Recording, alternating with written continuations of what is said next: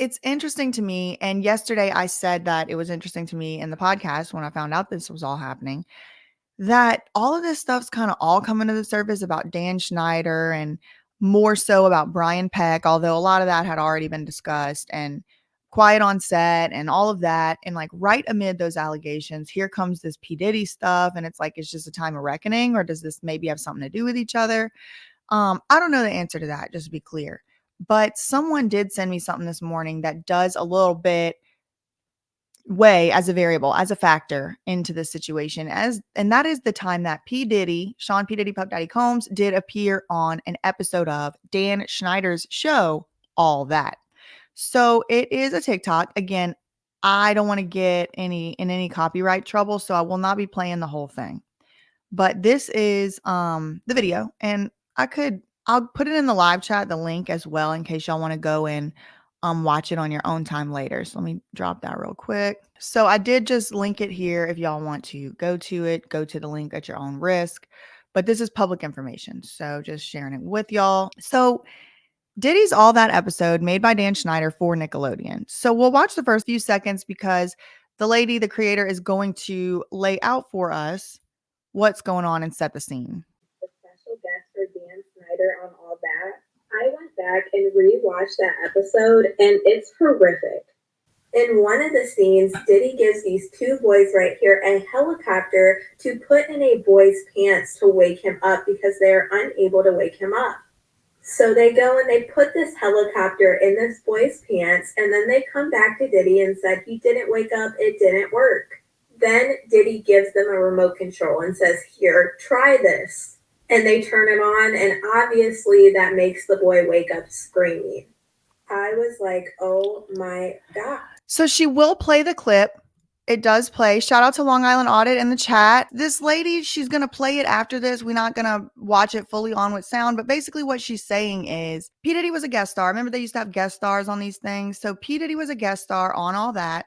And in his skit, one of his skits, he was looking at a magazine or whatever, and these two boys, the two actors, come up and they say, P. Diddy, we need your advice. Our friend is asleep and he is not waking up. So P. Diddy's like, did you try? And then says all this depraved stuff like spoiled milk and stuff like that. And they're like, yeah, we tried that. And then he's like, okay, well then why don't you put a helicopter in his pants? That should do the trick. And then Diddy hands them in the skit a helicopter. So then they put the helicopter down the kid's pants. And then when they show them doing it, it's very nasty. He's covered in this white substance, just like Quiet on Set pointed out. And they run back to Diddy and they're like, he still didn't wake up. We put the helicopter in his pants. He still didn't wake up. And then Diddy's like, try this. And then hands them a remote control to turn the helicopter on. And remember, it's in the child's pants. So the helicopter turns on in his pants and he that wakes him up and all that. It's very interesting to me because it overlaps a lot with the Quiet on Set allegations. It happens to be the exact same episode of the episode with Brian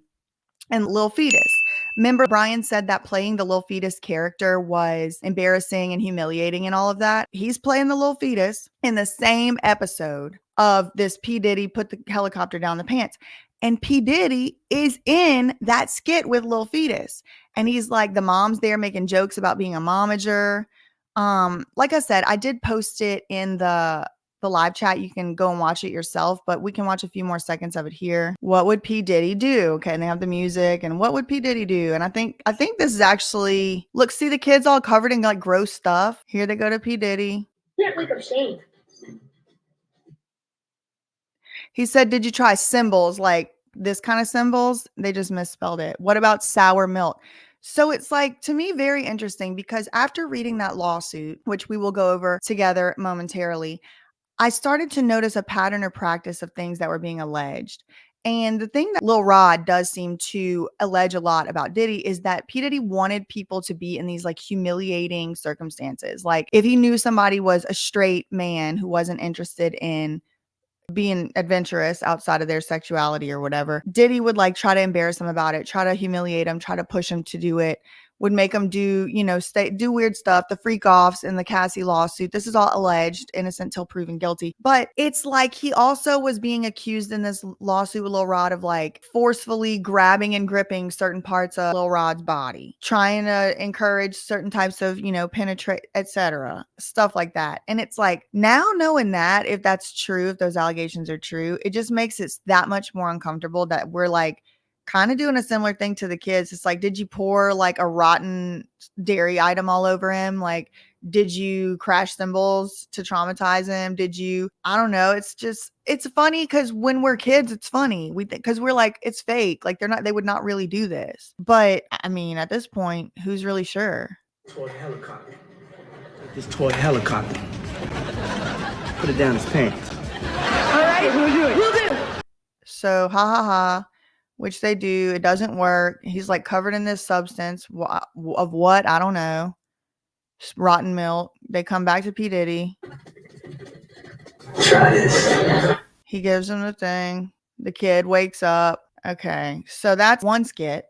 Then here's the second skit, which is like a TRL spoof. And this is the Lil Fetus skit in question. Do you have a question? And it's like these very young girls doing that. And it's kind of like, I guess that was also, part of the skit. It was like, yay, P Diddy, because I think Backstreet Boys were like the first band featured on TRL. Like it was kind of designed for screaming girls. But, when you look back on it, there's allegations now of P Diddy, 52-year-old Sean P Diddy, Puff Daddy Combs, allegations, innocent until proven guilty. But there are allegations in this lawsuit that he still in his 50s has underage girls younger than 16 at his music writing parties and things. And you have these girls, these young, like 14-year-old girls screaming over him. And of course, at that time, it was 20 years ago. He would have been in his 30s, different age, but just things to think about. To introduce you my latest discovery. He's the newest, youngest piece of talent I've ever found in the history of rap music. He goes by the name of... The newest, youngest piece of talent. Piece of talent. I don't know what that was about. So here's Lil Fetus. Oh, I'm Lil Fetus's manager and mother. Jenner. All right, well, let's hook you up to a sonogram so we can all meet Lil Fetus. So they hooked the woman up to a sonogram so they could get Lil Fetus on TRL. And now we've already heard from the actor who played, quote, Lil Fetus. He already said he hated this skit. And during it, somebody called his makeup color charcoal. Like it was like all kind of stuff going on in the background. On top of the fact that this was like a caricature, another caricature of like black people. Like they had him doing all this like weird. Like living in your mom's belly. It's tight. Like that. No, man, it's too tight.